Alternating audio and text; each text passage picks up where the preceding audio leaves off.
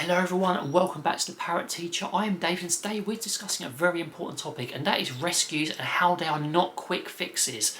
A lot of people take on rescues with the best of intentions or consider one, but they're not always the right choice for a lot of families or houses. You need to consider them very carefully. And I want to discuss why they're not quick fixes and how some of our expectations are kind of unrealistic in this video.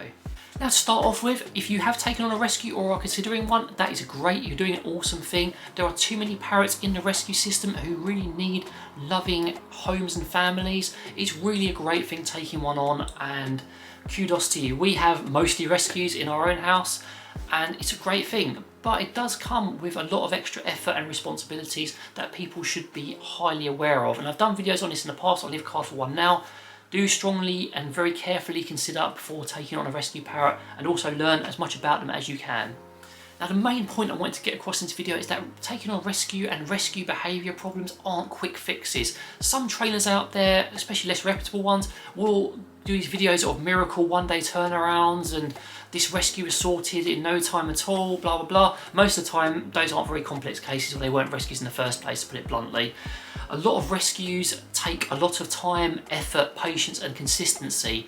We're talking about timescales of months or years, not just a day or two. If you're taking on one with the expectation that it's going to be a very quick solution, I'm sorry, that's unrealistic. You may get lucky and that may happen, but most of the time it does take a lot of time. And I know some awesome accounts on Instagram, people I talk to have taken on rescues and have worked with them through such challenging past traumas and behaviour issues. They've used scientifically proven methods rather than quick fixes, and they are getting real good results. And I really salute those people because I know how difficult it is, and you're doing a great thing.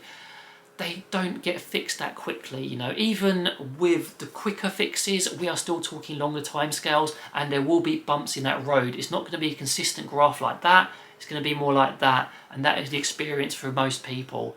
So do be very aware of this before taking one on. I mean, I've got a great example of an Amazon Instagram. I won't shout the account just in case I didn't ask them in advance. They've been working with this Amazon for years now, and they're making some really strong progress, but it took that much time, and it can do with some.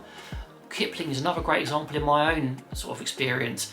We've been working for a very long time. We have those bumps in the road. It is a massively improving picture, but it's still so much work because every parrot's an individual. They all have different learning histories, and it will not always be quick fixes. You can use some silly methods that may seem like it's fixing the problem, but ultimately it's just stalling it or making it worse. Or you can use the scientifically proven methods, which take longer but achieve much better results. I know which ones I prefer. It's up to you guys to make up your own mind on which ones you prefer. The great thing about these situations and these long time scales is the payoff is worth it in the end. It may take a long time, but with enough training, patience, persistence, effort, and getting to know your bird, you will get those results eventually. It's just about building that relationship and putting that work in. It is very rewarding to see birds who've had very traumatic pasts come out of their shell, you know, take their first flights, trust people, trust hands. It's an amazing feeling, and it's well worth the effort if you're prepared to put it in. And yeah, it's just great to see when they do flourish and just become the way they're supposed to be, happy, independent, little feathered monsters. So guys, that's it. Just a quick video on this. I hope it wasn't too antagonistic. I hope you take the message which I'm trying to get across. It's fine to take on a rescue, just be prepared for it and be prepared for those long time scales and effort. Any questions, comments, or your own experiences, I'd love to hear from you. But in the meantime, take care and see you later.